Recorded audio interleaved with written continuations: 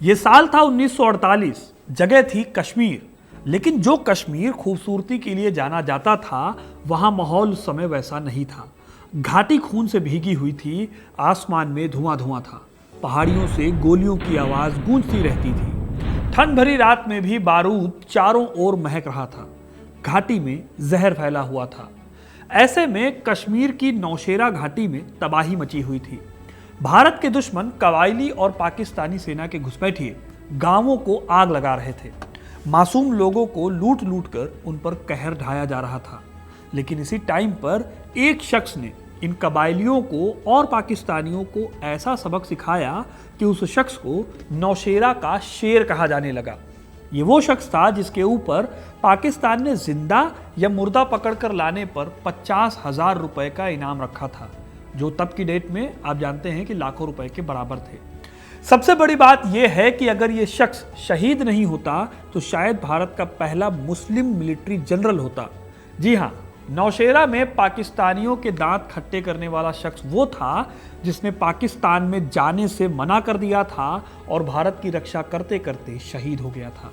इनका नाम था brigadier Usman Khan. Indian army के ये सबसे सीनियर ऑफिसर थे जो किसी जंग में शहीद हुए। आज मैं आपको इन्हीं ब्रिगेडियर की कहानी सुनाऊंगा जिन्हें नौशेरा का शेर कहा जाता था। कौन थे ब्रिगेडियर उस्मान और कैसे उन्होंने मौत को ठुकराकर आखिरी सांस तक लड़ाई लड़ी। क्या वजह थी कि उन्हें नौशेरा का शेर कहा गया। और क्या आपको पता है कि सैम मानेकशॉ और मोहम्मद उस्मान आपस में कैसे जुड़े हुए थे। ये सब जानने के लिए वीडियो को इन तक जरूर देखिएगा, क्योंकि अपना इतिहास नहीं जानोगे तो खुद को कैसे पहचानोगे। नमस्कार दोस्तों, मेरा नाम है सिद्धार्थ सिंह और आप देख रहे हैं हिस्ट्री कनेक्ट।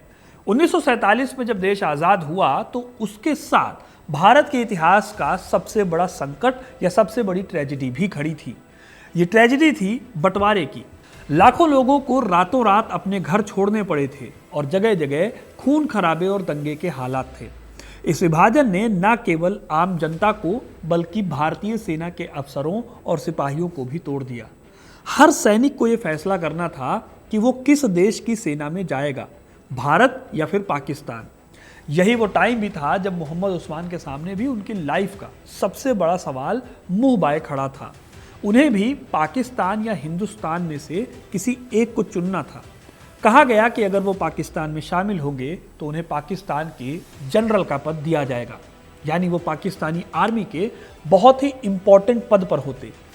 अब देखिए, फैसला करना बहुत ईजी था। एक बड़ी पोस्ट थी, अच्छी खासी सैलरी थी, जनता के बीच में रसूख था और बेहिसाब ताकत उन्हें मिलती। लेकिन उस्मान साहब कुछ और सोच रहे थे।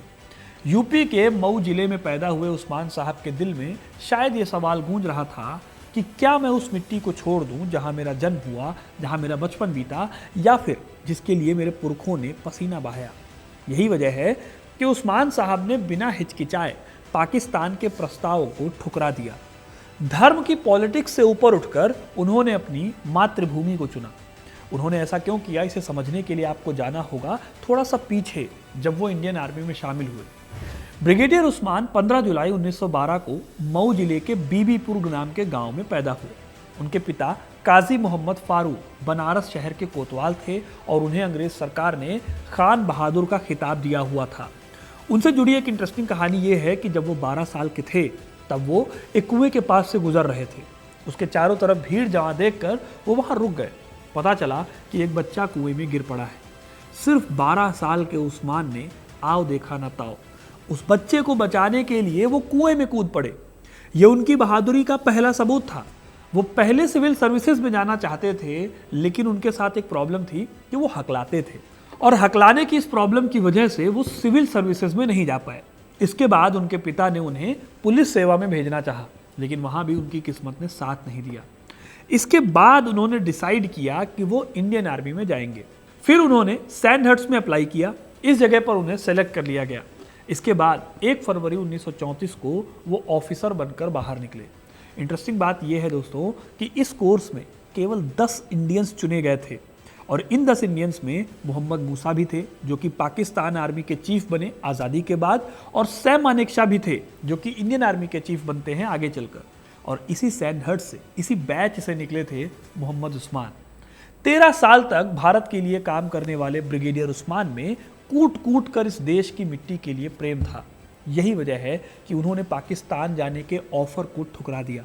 और आप जानकर हैरान हो जाएंगे कि जिन्ना और लियाकत अली ने उन्हें यह लालच तक दिया था कि उनको ज्वाइन करते ही प्रमोशन दे दिया जाएगा, यानी कि जनरल के पद से भी ऊंचे पद पर उन्हें बिठा दिया जाएगा अगर वो इंडियन आर्मी की जगह पाकिस्तानी आर्मी को ज्वाइन करते हैं। लेकिन उन्होंने इंडिया को चुना। मोहम्मद उस्मान के इस फैसले ने न सिर्फ उनके करियर की दिशा तय की, बल्कि उन्हें एक ऐसा योद्धा बना दिया जो भारत की आत्मा का प्रतीक बन गया। ब्रिगेडियर उस्मान को समझ आ गया था कि आने वाले दिन आसान नहीं होने वाले। पाकिस्तान भारत पर दबाव बनाने की कोशिश कर रहा था और सबसे बड़ी महत्वाकांक्षा थी कश्मीर की। इतिहासकार मेजर जनरल इयान कार्डोजो अपनी किताब Paramvir our heroes in battle में लिखते हैं, ब्रिगेडियर उस्मान का पाकिस्तान का प्रस्ताव ठुकराना भारतीय सेना के लिए एक मोरल विक्ट्री थी। ये दिखाता है कि धर्म से ऊपर राष्ट्र है। जल्द ही इस बात को साबित करने का एक मौका मोहम्मद उस्मान को मिला। ये वो मौका था जब वो रातों रात पूरे देश के हीरो बन गए। मौका था कश्मीर की धरती पर होने वाली लड़ाई, खासकर नौशेरा की लड़ाई। जब देश का विभाजन हुआ तो इसके साथ ही एक बहुत बड़ी समस्या आई। समस्या थी रियासतों की। यहाँ हम बात करेंगे कश्मीर के प्रॉब्लम की। अब ये तो आप जानते ही होंगे कि कश्मीर के महाराजा हरि सिंह नहीं चाहते थे कि पाकिस्तान और भारत में वो किसी भी देश में मिले, लेकिन कश्मीर पर कब्जे के लिए पाकिस्तान ने कबायली लड़ाकों और अपनी फौज को सीमा पर भेज दिया। इन कबायलियों का मकसद साफ था, लूटपाट, तबाही और डर का ऐसा माहौल बनाना कि कश्मीर के राजा पाकिस्तान की ओर चले जाएं। इस सिचुएशन में महाराजा हरि सिंह ने भारत के साथ विलय पत्र पर दस्तखत किए, जिससे पाकिस्तान और भारत के बीच पहले युद्ध की नींव पड़ी। नवंबर 1947 से लेकर 1948 तक कश्मीर में जंग चलती रही। इसी दौरान पाकिस्तान की नजरें टिकी हुई थी नौशेरा पर। लेकिन अब आप पूछ सकते हैं कि नौशेरा ही क्यों? असल में नौशेरा एक तरह से एंट्री गेट था, जिसके जरिए पाकिस्तानी घुसपैठिए राजौरी और उसके बाद पूरी कश्मीर घाटी में आसानी से फैल सकते थे। कुल मिलाकर पाकिस्तान अगर नौशेरा को जीत ले तो उसके लिए कश्मीर को जीतना बहुत आसान हो जाता। अब जाहिर है कि नौशेरा अपने आप में बहुत इंपॉर्टेंट था, इसलिए बेहद इंपॉर्टेंट शख्स ब्रिगेडियर उस्मान को इसकी जिम्मेदारी मिली। ब्रिगेडियर उस्मान के पास ज़्यादा रिसोर्सेज थे नहीं। उनकी 50 पैरा ब्रिगेड और डोगरा रेजिमेंट के जवानों की बटालियन थी। हथियार कम थे, गोलियां भी कम थी, लेकिन उनके हौसले वो आसमान छू रहे थे। नवंबर 1947 को कबायलियों ने नौशेरा के बिल्कुल करीब राजौरी पर कब्जा कर लिया और वहां के मासूम लोगों का भयानक कत्लेआम किया गया। इसके बाद उनका अगला निशाना नौशेरा ही था। उस समय नौशेरा की रक्षा का जिम्मा 50 पैरा ब्रिगेड के कमांडर ब्रिगेडियर मोहम्मद उस्मान के हाथों में था। वो बहादुरी से डटे रहे, लेकिन दुश्मन मजबूत था। उसने आसपास के कई इलाकों पर कब्जा कर रखा था। झंगड़ और चिंगास के रास्ते से कबायली लगातार दबाव बना रहे थे। ये दोनों जगहें नौशेरा के आसपास पड़ती हैं। उस्मान के पास सैनिक कम थे, तोप खाना भी नहीं था, फिर भी उन्होंने हार नहीं मानी। 24 दिसंबर को कबायलियों ने अचानक हमला करके झंगड़ पर कब्जा कर लिया। इसके बाद नौशेरा को चारों ओर से घेरने की कोशिश शुरू हो गई। 4 जनवरी 1948 को उस्मान ने भजनोवा से कबायलियों को हटाने का आदेश दिया, लेकिन उनके पास तोप खाना नहीं था। इसके चलते हमला कामयाब नहीं हो पाया। फिर कबायलियों ने नौशेरा पर एक के बाद एक 3 बार अटैक किए।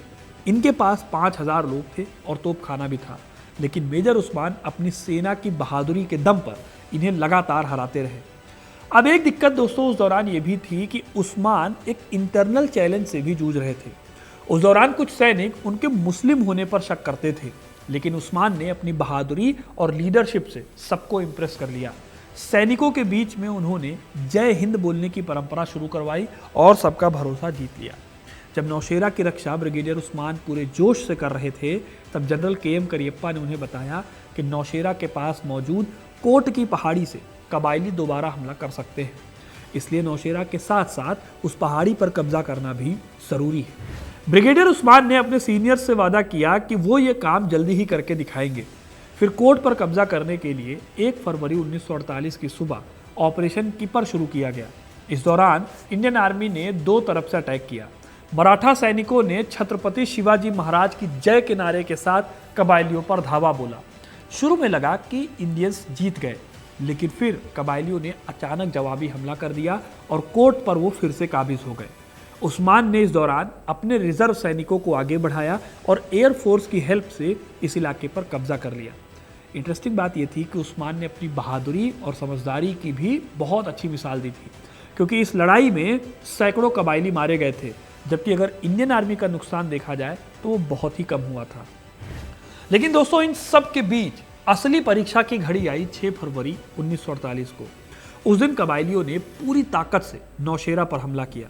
करीब 11,000 लोग अलग अलग मोर्चों से टूट पड़े। इन कबायलियों और पाकिस्तानियों ने सुबह सुबह तेंदर और कोट पर एक साथ धावा बोला। एक राजपूत की छोटी सी पिकेट पर इतना भीषण हमला हुआ कि 27 जवानों में से 24 या तो शहीद हो गए या घायल हो गए। लेकिन फिर जैसे ही भारतीय कुमुक यानी भारतीय हेल्प टाइम पर पहुंची, लड़ाई का रुख बदल गया। कबायलियों ने वेस्ट और साउथ से भी हमला करने की कोशिश की, लेकिन हर बार उन्हें पीछे हटना पड़ा। आखिरकार नौशेरा भारतीय सेना के कब्जे में सुरक्षित रहा। यह सिर्फ एक मिलिट्री विक्ट्री नहीं थी, बल्कि ब्रिगेडियर उस्मान के अदम्य साहस, उनकी स्ट्रेटजी और उनके अपने सैनिकों का भरोसा जीतने की कहानी भी थी। उनकी बहादुरी ने साबित कर दिया कि सच्चे नेतृत्व के सामने दुश्मन कितनी भी बड़ी संख्या में क्यों ना हो, जीत आखिरकार वफादारी और हौसले की होती है। इस जीत ने उन्हें रातों रात भारत का हीरो बना दिया। बच्चे बच्चे को उनका नाम पता चल गया। हालांकि वो इस बात से गुस्सा थे, क्योंकि उस्मान का मानना था कि नौशेरा की जीत का सबसे बड़ा क्रेडिट उनके सैनिकों को जाता है। इतिहासकार मेजर जनरल कार्डोजो लिखते हैं कि नौशेरा की लड़ाई में उस्मान की मौजूदगी जवानों के लिए जीवनदायिनी थी। उन्होंने अपने सैनिकों को कभी अकेला महसूस नहीं होने दिया।